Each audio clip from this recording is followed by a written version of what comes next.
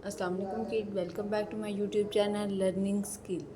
आज मैं आपके साथ उर्दू की वर्कशीट शेयर कर रही हूँ। ये देखें,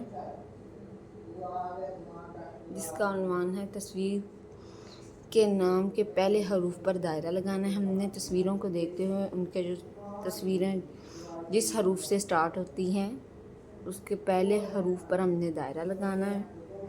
ये पहले शलजम है, त्यारा, गुब्बारा और दरख्त।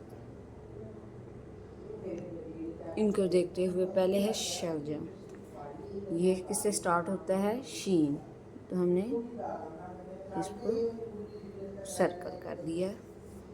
नेक्स्ट है त्यारा, तोए त्यारा।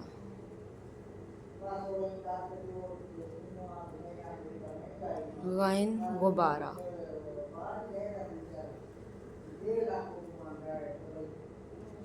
दाल दरख्त।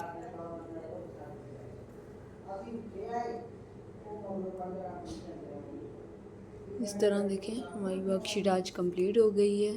अगर मेरी वीडियो अच्छी लगी है तो लाइक करें, शेयर करें, कमेंट करें। इस तरह की मज़ीद वीडियो देखने के लिए मेरे चैनल को सब्सक्राइब करें। Thank you.